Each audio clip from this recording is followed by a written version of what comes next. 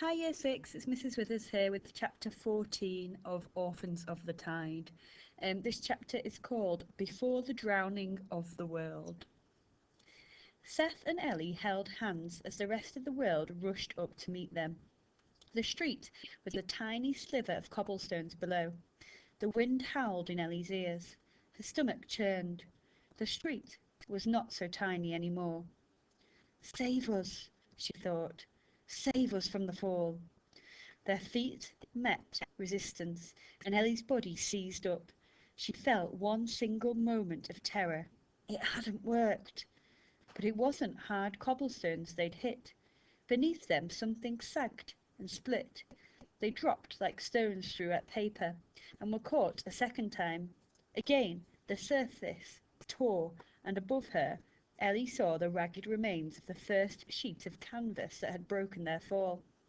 They fell again, and each time her heart exploded in her chest. The final layer of canvas did not tear. They bounced off it gently and toppled to their backs. Above them were 4 punctured circles of canvas, letting in a trickle of sunlight from the street above. They'd fallen through a perfectly round hole in the street, into a narrow tunnel. It looked like part of the sewers. Ellie's body felt weak, her mind empty. She lay motionless until a sharp sting of fear forced her to get up. She stepped in a puddle of brown silt, which she hoped wasn't sewage. Seth leaned against the wall, breathing hard. "What just happened?" he said. "I don't understand. You said there weren't any entrances to the sewers near the tower." "I made this hole," she said, lying quickly. Seawater dripped from her hair. "You made this?" "In case I ever had to jump from the tower," she said. "I put a bomb under the cobblestones and blew it up while we were falling." Seth narrowed his eyes. "That doesn't make any sense. How could you—" "Look, we need to go before the Inquisitors find us," said Ellie, pointing at the hole above them. It was as wide as a church door, torn straight out of the cobbled street. She pulled Seth with her along the narrow, slimy tunnel. "But why did those fireworks go off?" said Seth.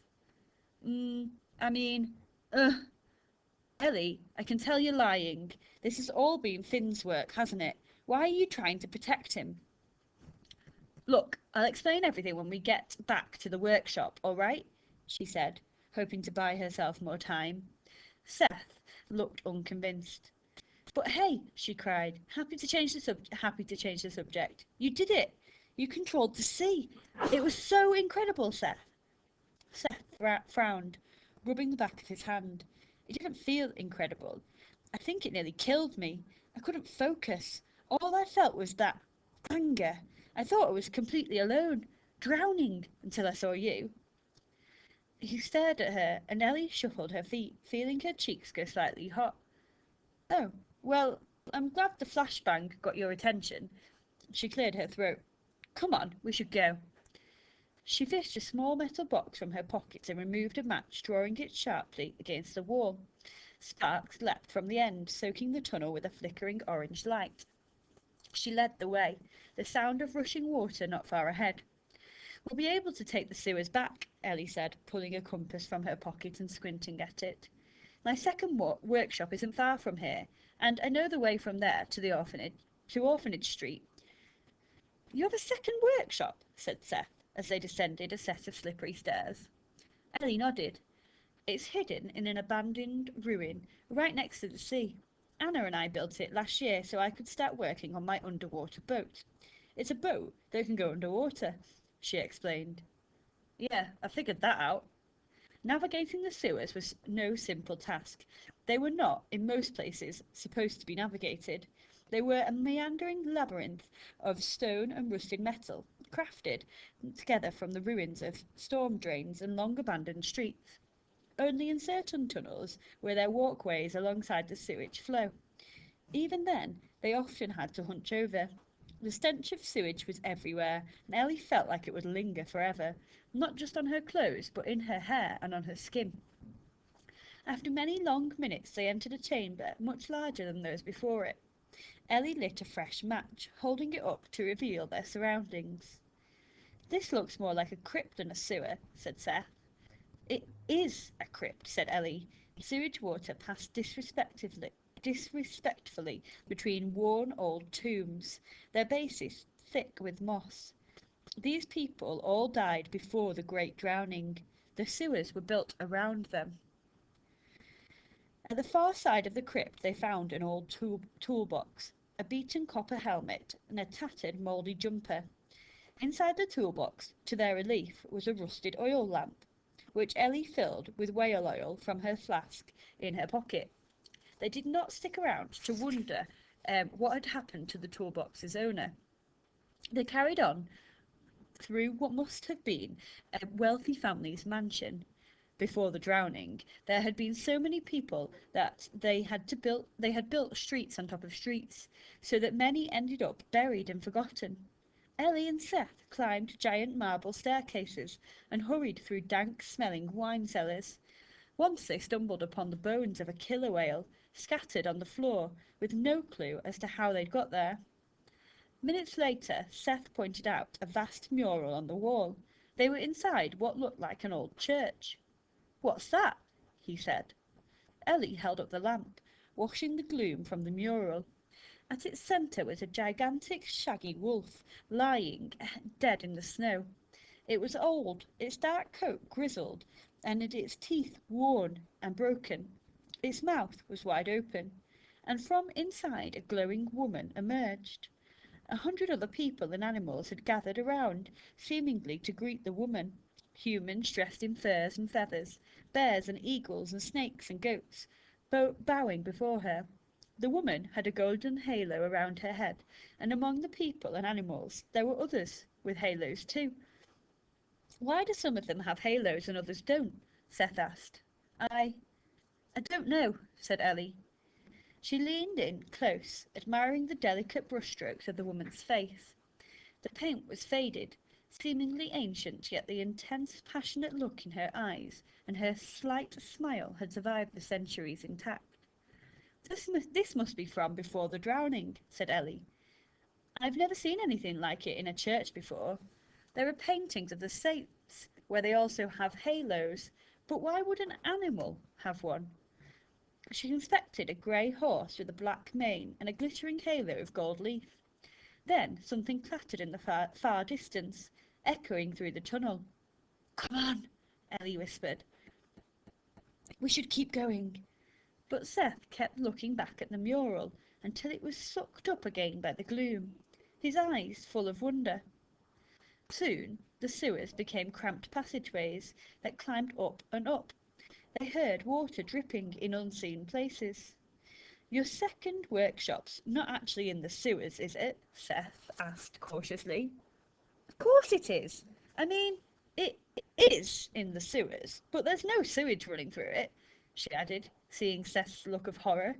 "It doesn't smell or anything." Seth looked unconvinced. They'd hurried along a more spacious tunnel, where there was a slight fresh breeze. They could hear the crashing of waves against stone. Finally, Ellie led Seth through a rusted metal door, and they were dazzled by a dim haze of daylight reflecting off the sea. They'd emerged into a small gloomy ruin that smelled strongly of salt and seaweed, but was fresher by far than the sewers. It had a high limestone ceiling from which long stalactites descended, and one of the walls had crumbled away completely, the floor falling sharply into the sea beneath. To one side were 4 workbenches surrounded by heaps of tools and scrap metal. It looked like someone had emptied a small portion of Ellie's workshop inside a dilapidated building and made no effort to rearrange the result. "I can tell you've been here before," said Seth. Ellie scowled at him, then collapsed against a rock. Her damp clothes still clung to her body, but she was too exhausted to care. She watched as Seth explored the workshop. He paused to look out to sea, then glanced below. On a low stone quay, propped up on large wooden trestles, was a clunky, inelegant contraption, about the size of a horse-drawn cart. It looked like a very large turtle, made from leather and metal, with a massive propeller on its front and a large rudder extending from its back. That's the underwater boat, Seth said. Does it work? No. What's wrong with it? It sinks. Seth's shoulders dropped. Well, I am trying to fix it, said Ellie crossly. In case you haven't noticed, I've been a little busy trying to figure out how to keep you safe. Ellie frowned at the underwater boat a little longer. She had first had the idea to build it when her brother was still alive, so that she could show him the sea. But like so many of her machines, it lay, discarded and broken. How many times had she promised Anna that she'd fix it? Anna!